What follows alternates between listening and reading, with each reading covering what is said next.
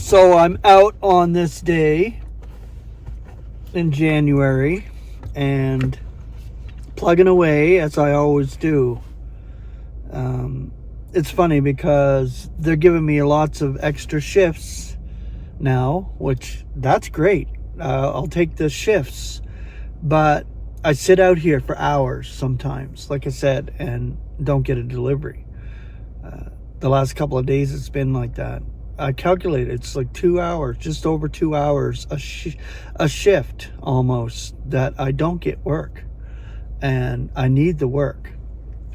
So the extra shifts are great, but they still have to improve on this.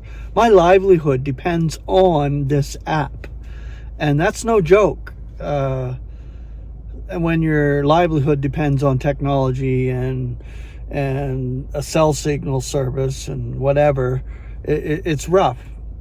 So, but this is what God has given me, and I've accepted the fact that this is what I have, and that's it. I'm working it. Like I said, I'm sitting out here. No matter what, I have to sit out here on these shifts to make what I need to make to survive every month. And it's interesting because I took 5 bags of bottles and cans back that I had accumulated for quite a while, and I get $28, which, sure, yeah, that's great. That gives me a little bit of lunch money maybe to buy something to eat while I'm sitting here for hours on end. I got to eat during the day, and I'm actually sitting out all day from the start in the morning. Like, I have a couple hours in the morning, which is great. I'm able to do my word studies and do what I have to do at home for my videos and channel, and watch, my videos, things like that in the morning. So that I do love. But from the moment I come out here in the morning, I work till dark. And dark for us here is like 5 o'clock still. It hasn't stayed lighter later. And I can't work after dark. Those headlights, they're even more brighter now. And they just blare at my eyes, and I can't do it. I can't see after dark. It's just too much. When it gets lighter out later, I'll be able to work a little bit later, or stay out a little bit later. But still, this is a tough job, and this is what God has given me, and I work it now. This year, I have to work it. Like I said, the support I had, it's probably going to go away. So that is important, that God has given me this, at least to pay my monthly bills. That's what I got to do, pay my monthly bills. And that's what is really difficult. But God is making a way for me to do that, and I thank God for that. Any little bit of support from you helps, and I thank God for all of it. And whatever God graces me in that department, that's wonderful. And like I said, there's a PayPal link under every video that you're able to support if you like. So it's there, just so you know. I'm going to share something about our snatching away. It was written by Donald Hayter, and it concerns 2 Thessalonians chapter 4, verse 17. And what exactly is it? What we have to understand is that the snatching away is not the Christian rapture. So get that out of your head right now and stop that lingo. I hate that word rapture. It's useless to me. It's a Christian term, and it's false. It's fake. There's nowhere in Scripture it says anything about rapture. So we'll start this anyway. I think I'll be able to finish it because I don't start my shift for like an hour here. So let's do her up. It is a help sometimes when seeking to understand why a certain word is used in a particular context to substitute another. It highlights the significance of the word that is used. Not that we can replace any word in the Scriptures, for they stand supreme among all literature, in that the words are used with the utmost discrimination and exactitude. 7 times are they refined. Consider the phrase in 1 Thessalonians chapter 4. We might have read, instead of snatched away, that we are taken up, or that we ascend or go up. Or as the Christians put it, rapture. That is crap. It doesn't even refer to that in this passage. But each of these latter words conveys a different thought, which was not intended by the Holy Spirit. We are snatched up. That is, our departure is an urgent, swift, sudden plucking up, which thoughts the other words do not convey. The word snatched is used elsewhere in the scriptures, and its sense can be intensified in our minds by considering some of these other contexts. Philip was snatched away from the eunuch. Acts chapter 8, verse 39. It was a sudden, abrupt departure. When Paul's safety was threatened by the throng or the crowd in Acts 23:10, the captain ordered the troop to descend and snatch him out of their midst. This was an urgency in the circumstances surrounding Paul. One other occasion is in one of the most miraculous and amazing events in Paul's life. He was snatched away to the third heaven and into paradise. 2 Corinthians 12:4. He had then an experience similar in this one respect to that which will occur again to him when with us he will be snatched up into the air. These examples, if we consider them, will help us grasp the significance of the word snatch when it is used in our introduction into the presence of the Lord at his coming. It's beautiful, see? Snatch, snatched away. Sudden removal, an emergency sudden removal. Like a wolf snatches his prey. Amazing stuff.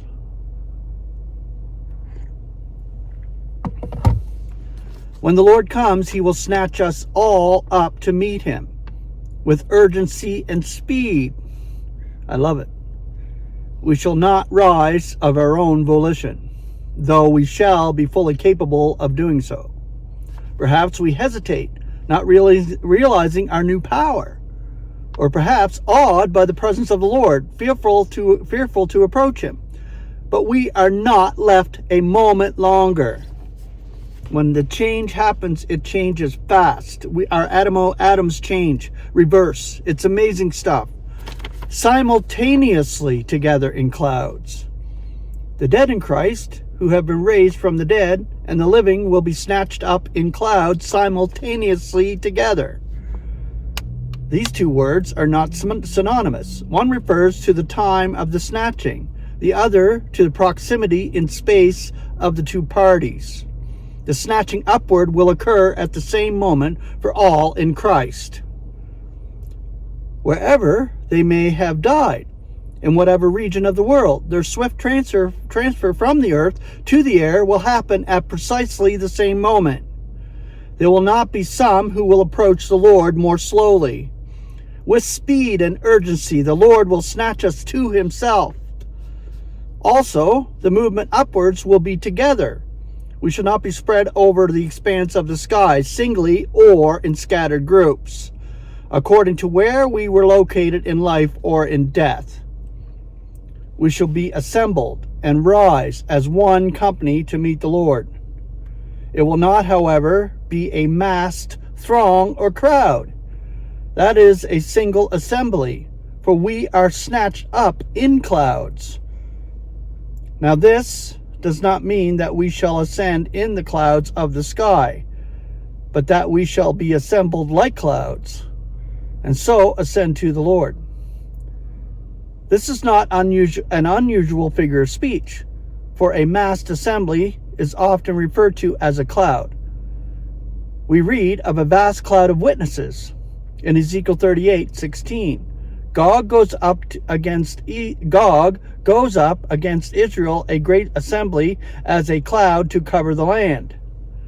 Again, in Isaiah chapter 60, verse 8, those who bring the sons of Israel from afar to their land as a thick cloud are flying. There are other examples. The very apt example of its use is by astronomers, who refer to a large group of stars as star clouds. The photographic plate shows this most distinctly. Just how the saints will be grouped, we are not told. It may be according to the generation in which we have lived, or according to our place and function in the body of Christ. It is enough to know that the vast assemblage of saints will cover the sky as clouds in the vault of heaven, and thus we shall always be together with our Lord. To meet the Lord in the air. The contrasts between the coming of the Lord for the ecclesia with his celestial destiny and his coming for Israel are great. To the earth he comes as the Son of Mankind. For us, he returns as Lord and chief messenger. When coming to Israel, his feet will stand on the Mount of Olives.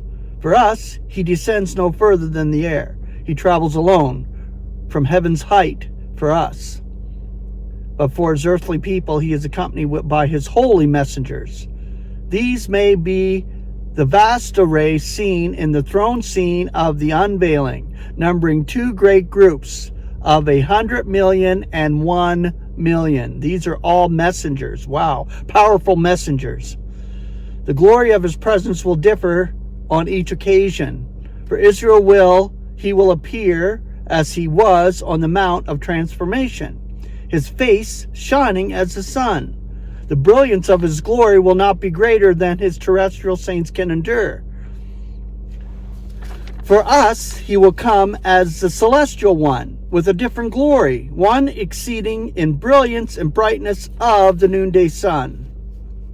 But we shall be able to look and live, for we too shall be celestials, changed into beings with a glory similar to our Lord's. He himself assembles us with his own voice and his own trumpeting and his personal snatching upward. Israel will be gathered by his messengers. We shall meet the Lord, a personal face-to-face encounter. Israel is assembled to him. The intimacy indicated in the word meet is absent from the record of that assembly for Israel.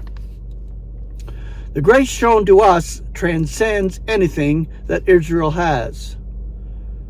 Where then is the air in which we meet our Lord? In this context, it is the same as we understand it in a general conversation. It is that part of the atmosphere which contains the mixture of gases essential for life on earth. It stretches upward for a few miles. Even at the top of the highest mountains, the air is very thin. At 10 miles up, we could not live without artificial aids, for the air is almost absent. So it is certain that we shall meet the Lord in the blue expanse above, within a few miles of the earth's surface, within sight of our erstwhile home. One most important feature is that the meeting place is that of the territory of the adversary Satan. He is the prince of the air, for he is the chief of the jurisdiction of the air. It is from the air that he controls earth's affairs. To him have been given all the kingdoms of the earth, and the affairs of mankind are under his sway, political and religious. He is a spirit, making his headquarters in the air above us. It is here that we shall meet the Lord, in the heart of the enemy's kingdom. But for this is for a purpose, for it will be the role of the ecclesia to display to the archenemy of God and his truth the power and glory of the sons of God. Then will be fulfilled the words, the God of peace will be crushing Satan under your feet swiftly. It will not be by battle, but by the power and the presence of Christ and his ecclesia.